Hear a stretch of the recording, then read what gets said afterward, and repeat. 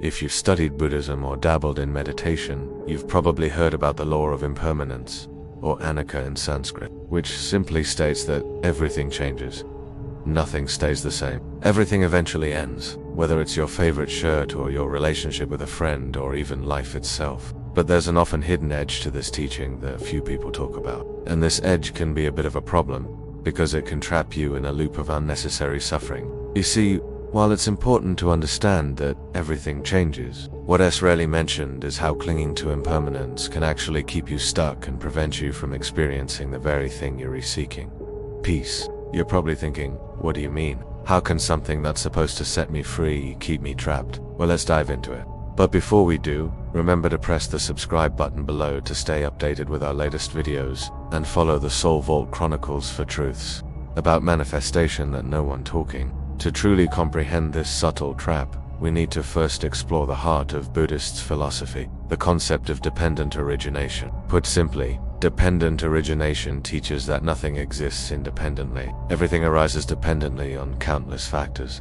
For instance, this very moment of yours, sitting here listening to me speak, depends on countless conditions. Your body is here because of the food you ate, the air you breathed, the water you drank, the parents who raised you, the environment you grew up in, and so on. Even your thoughts and emotions are a result of complex interactions within your body and brain, influenced by past experiences and current circumstances. This concept extends to everything in existence. Mountains rise due to geological shifts over millions of years. Flowers bloom because of sunlight, water, and soil. And your relationships are shaped by shared experiences, values, and circumstances. In essence, nothing is created in isolation. Everything is interconnected and interdependent. Now, the Law of Impermanence, or Anicca, complements dependent origination beautifully. It tells us that not only does everything depend on something else for its existence, but it also constantly changes. Nothing remains static. Your body cells renew themselves. The planet revolves around the sun. Galaxies move through space.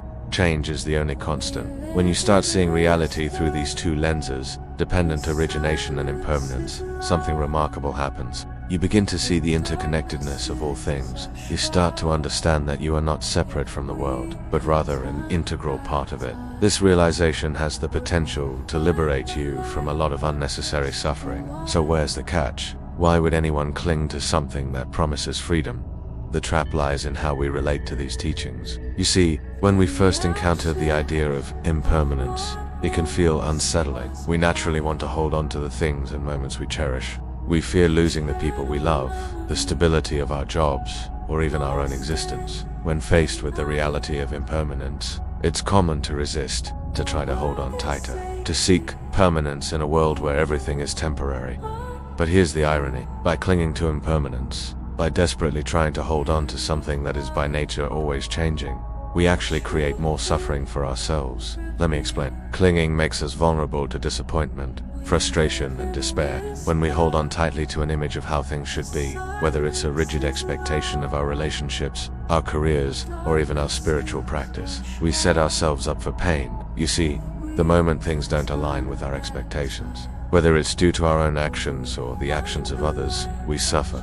We might feel betrayed, angry, or deeply disappointed. Consider, for example, a student who's learning the piano and has a particular piece that they really want to master. They practice diligently, determined to perfect their performance. However, no matter how hard they work, there always seems to be room for improvement. Each time they sit down to practice, they notice new areas that need more attention, new challenges to overcome.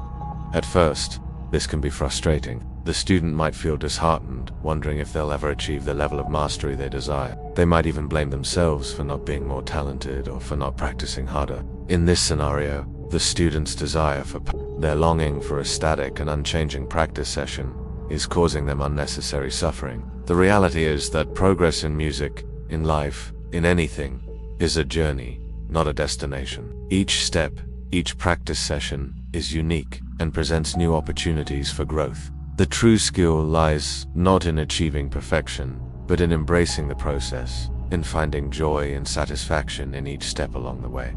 So what's the solution? How do we break free from this cycle of clinging and suffering? The answer, paradoxically, lies in embracing impermanence. not by resisting it. The key is to recognize that change is not something to be feared, but a natural and necessary part of life. It's in the spaces between the notes. As they say, that the music is made, it's in the pauses, the moments of stillness and quiet contemplation, that creativity and insight arise. Think back to the student learning the piano. Imagine if instead of fighting against the challenges in their practice sessions, they embraced them. If they saw each new hurdle as an opportunity to grow, to learn something new, their experience would be transformed. Instead of feeling trapped by them, they'd understand that it's precisely the ever-changing nature of each practice session that makes it unique. That makes it a chance to refine and perfect, to find beauty in the This mindset shift is crucial, not just for our personal growth, but for our spiritual development too. When we embrace him, we learn to find contentment in the present moment, to appreciate the beauty of change and the opportunities it brings. But isn't that the whole point of meditation, to focus on the present moment?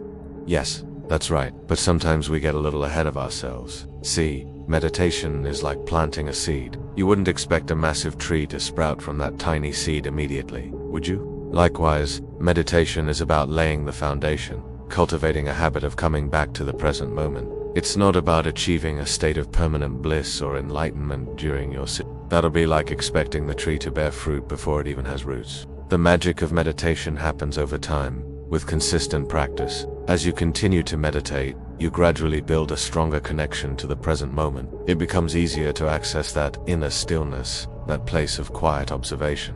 With practice, you become more aware of the thoughts and emotions that arise without necessarily reacting to them. It's like watching clouds drift across the sky. You see them, you acknowledge them, but you don't try to grab onto them or push them away. As you cultivate this mindful awareness, you start to see the interconnectedness of all things more clearly. You begin to understand that you are not separate from the world, but an integral part of it. This realization brings a deep sense of peace and contentment, not because you've stopped feeling, but because you've learned to experience life's full range of emotions without judgment or attachment. Now, I know it can be tempting to think of meditation as a quick fix, a one-size-fits-all solution to life's complexities. But the truth is, it's a practice, a lifelong journey of self-discovery and transformation. So be patient with yourself, embrace the journey, savor the small victories, and never stop exploring the vast potential of your mind. Remember, the path to enlightenment is not about achieving a permanent state of bliss. It's about learning to dance with the impermanent nature of reality,